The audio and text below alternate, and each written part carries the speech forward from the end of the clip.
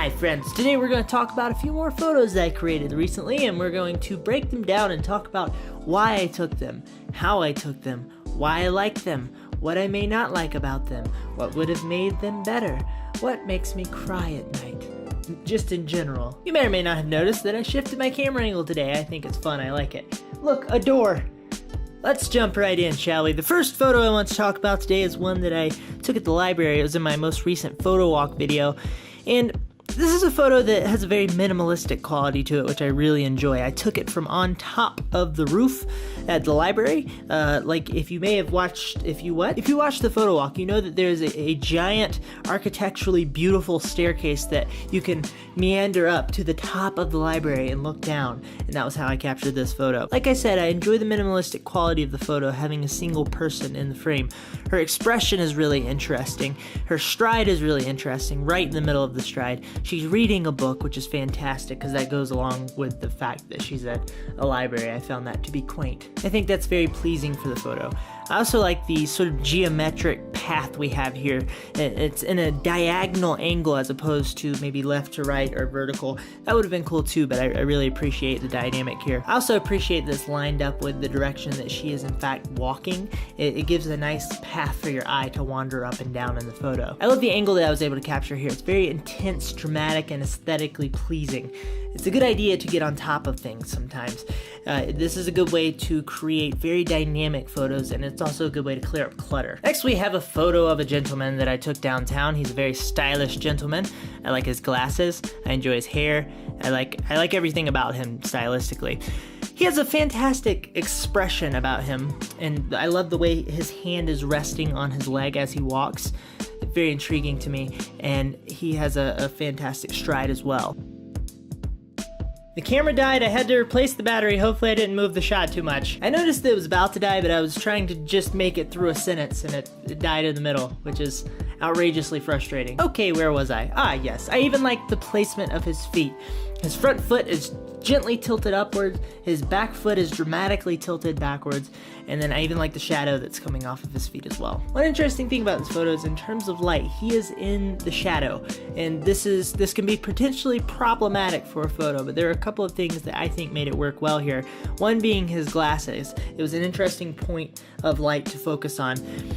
His hair, the light hitting the top of his head, set him apart pretty well.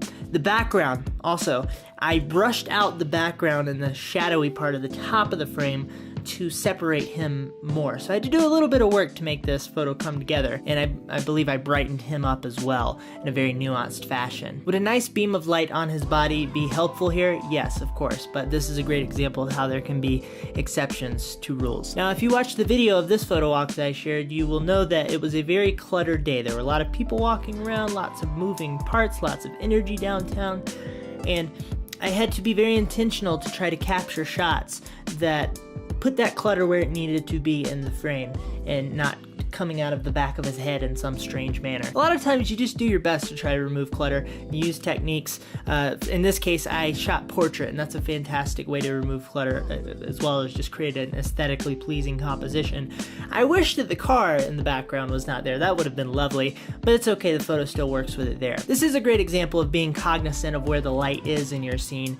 It would have been a fantastic idea for me to be on the other side of this guy, but I did what I could with the situation in this case, and it worked out. But there are a lot of things that could have broken this photo, and there are a lot of things that have broken photos like this for me in the past. And a good example of this is if somebody was crossing the street with him.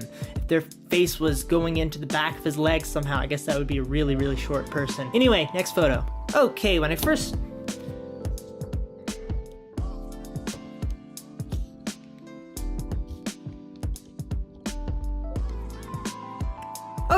first started looking at this photo, I didn't really care for it, but the more I look at it, the more I like it. I really enjoy his expression, the placement of his legs, his hands on his book bag straps, the way he's looking over to the left or right direction. I like his sunglasses. I like the light on his face and on his hand. That's a huge piece of this photo that made it come together the way that it did. I also enjoy the very strange geometry that's going on here. I'm not sure exactly what's going on, but there are certain elements in the frame that are straight, such as the pole on the side that I'm using as a sub-framing element, and we'll get to that more in a second. Also the I guess the planter type situation that's on the right side of the screen. In the background, you have this building that looks slightly tilted sideways in some sort of Inception type fashion. He's also straight in the frame, so it helps to have straight elements if you're trying to work in crooked elements of the frame to give a sort of footing to the photo. It keeps this photo from just feeling like a photo with a Dutch angle. So the light dynamic works really well here. You have him standing in a pocket of really intense light, and then behind him you have a very shadowy section of the building, which helps separates him from that building well. Overall, the light aesthetic in this photo, even though he is in the shadow, is very pleasing. And like I said, it helps out that he has a splash of light on his face. Now I use this pole, I guess it was, as a sub-framing element. This is a good way to remove clutter from your photo and focus in on a subject. It also adds a sense of depth to the photo and just makes it feel more dynamic in general. But if you have a particularly cluttered scene, which this was not that, but if you have a particularly cluttered scene, sub-framing is a really good technique to get rid of a lot of that. Okay, next photo. I took this one a while back. Once again, I took a very familiar approach to sub-framing here. And in this case, it actually makes the photo feel more cinematic, as well as all of the other things I mentioned a second ago. I appreciate the expression on the person's face here, or not on the person's face, the person's entire body. The overall, where the foot is placed, where the leg is sort of bent, kind of weird, eclectic kind of feel to things. Even though he's on a phone or doing something with his hands that has to do with electronics, it actually works well here, and I think what sort of overrides that is the interesting clothing and the interesting color palette that is presented by the fashion statement of this human. Everything from a fashion aesthetic here really makes this photo come together. The bag sitting next to him is also a good way to give context to the photo and tell a story. I appreciate the overall color palette of the photo, and I appreciate the intense light that's coming down from the top, or semi-intense light that's coming down from the top to light the person.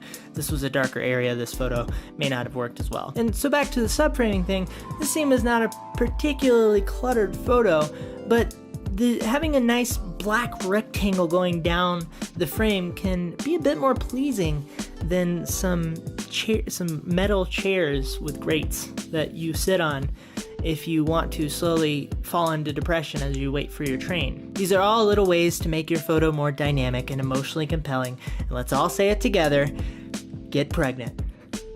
No, tell a story. Okay, that's it for this video. Thank you so much for watching. I hope you found it helpful. Please feel free to engage below with your thoughts. If you liked the video, please like the video, because it lets me know that you like the video. And if you do subscribe, I will ship you the absolute finest of goat meats. I hope you have a lovely day. Goodbye.